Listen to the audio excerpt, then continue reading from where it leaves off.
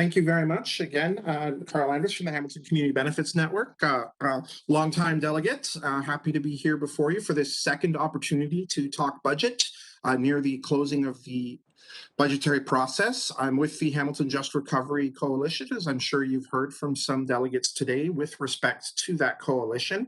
And I'm here, of course, to talk on the final delegation day about Budget 2022.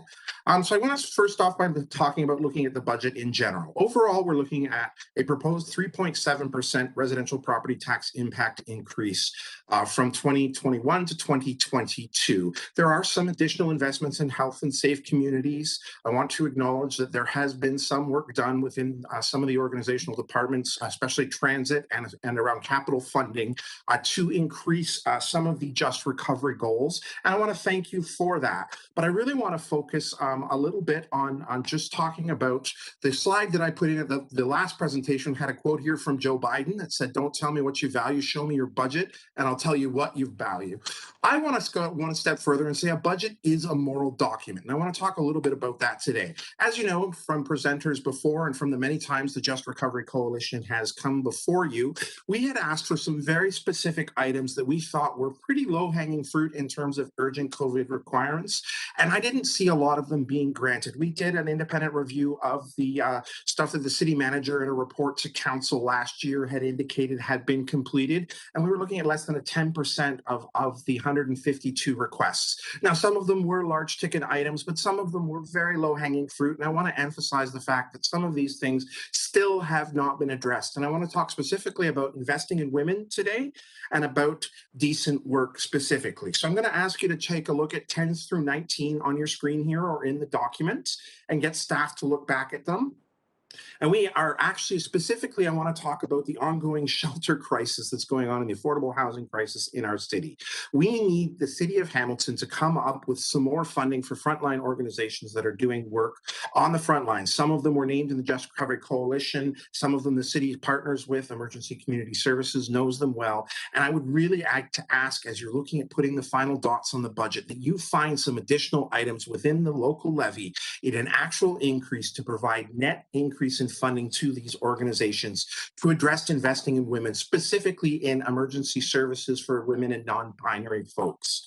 Now, that being said, as I said, I applaud some of the increases in budget. Capital financing, especially on the transit side, was very nice to see, along with the federal and provincial partners. The health and safe communities, a modest increase of 5.4% compared to other organizations, is showing some growth and some chance that you're hearing us. But it would be nice if some of these even modest numbers of 4.4 or 5.4 were looked at across other departments and initiatives. And I want to talk specifically about the living wage policy, which you heard about today. There is absolutely no reason why the city of Hamilton can't be a leader on this and put this one to bed. It's a very easy choice. It's the right choice. These employment jobs are needed. These funds are needed. And I would reinforce what others have said in delegating about making sure that the living wage policy is applied across all city staff, regardless of whether they're students, part-time, temporary, or contractors. And I would like to reinforce that. That's something that other delegates haven't put on. I'd like to see some living wage policies put into city procurement and city policies so that when you're hiring a security guard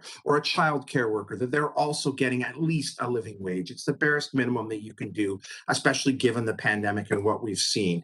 Now, I want to talk about the other thing that you've heard a little bit about, which was investing in the arts under the investing in decent jobs, decent wages in our local economy, and specifically around items 1 through 5 to 114. And those were requests for additional clear line items to establish funding investments in racialized folks, the 2S LGBTQ, women, people of color, and Indigenous communities. And we really asked for this to be done as an urgent COVID request. We know the arts fields have been absolutely battered. They've been destroyed. Performing arts is under the weather. Galleries haven't been able to open. Across the measure, arts and arts communities are some of the people that have been impacted the most. And of course, as we know from COVID, the folks in any community that get impacted the greatest are those that were already on the edges of our society. So these arts communities could really really use that additional investment in addition to additional investment in frontline community services. And I want to flag this. You guys received a quote at the grant subcommittee back in May 2018, and then it went before GIC for your approval, and then council finally for approval.